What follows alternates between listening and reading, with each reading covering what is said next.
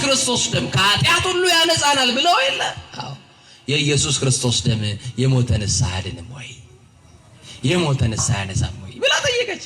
ፈታኝ ጥያቄ ነው። እንደኔ ያለው የኔ ቢጤው ደካማው ለዚህ መልስ ላያገኝ ይችላል። አይ አውጡ ብሎ ሌሎችንም ሊያዝባት ይችላል። እና ምን ላድርግ? የሞተ ሰው ላቆርብ እንዴ አለ። ግድ የለም ልጄ ያልሞተም ስለማውቅ ነው። ጥፋቴ ነው እየነገረኝ ነው። መልአኩ ቅዱስ ገብርኤል ጥፋቴን እየነገረኝ ነው። ቃል የገባሁት በቅዱስ ገብርኤል ቤተክርስቲያን ነበረ። እንደው ከገብርኤል ጋር እንዳትጣሉ፣ እሱ ቀልድ ያውቃል።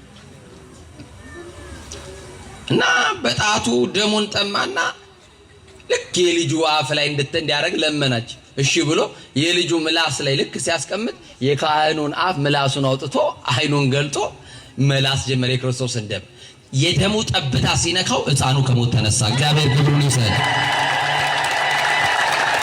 እናንተ አሁን የክርስቶስ ደም ከሞት አነሳ እያልኳችሁ እናንተ ይሄንን ተአምር እየነገርኳችሁ መቼ ነው ወደ ስጋውና ወደ ደሙ የምትቀርቡት? መቼ ነው የምትበሉት? መቼ ነው የምትጠጡት? የዚህ ዓለም ምግብ ጠዋት ቢበሉት ለከሰዓት ይርባል። የዚህ ዓለም መጠጥ ጠዋት ቢጠጡት ለከሰዓት ይጠማል። አቅድሙ ስንቀክሙ ሰማይን የሚያክል ዳገት መቃብርን የሚያክል ቁልቁለት ይጠብቃል።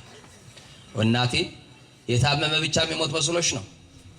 እናንተ በኦክሲጅን ያሉ የደከሙ ዳያሊሲስ የሚያደርጉ ኬሞቴራፒ የሚወስዱ የተጠበቁ እያሉ ጤነኞችን እግዚአብሔር ይጠራል። ልብ አድርጉ። ሞት መቼ እንደሚመጣ ማንን እንደሚወስድ አናውቅም። የክርስቶስን ስጋና ደም ካልበላችሁ ሰማይን የሚያክል ዳገት አትወጡም። መቃብርን የሚያክል ቁልቁለት አትወርዱም። የደሙን ማኅተም ያልያዘ ገነት አይገባም። መቼ ነው የምትበይው እናቴ? ለኃጢአት እድሜ ያለን አይ ገና ነን እንላለን። ስጋውን ለመብላትስ ደሙን ለመጠጣት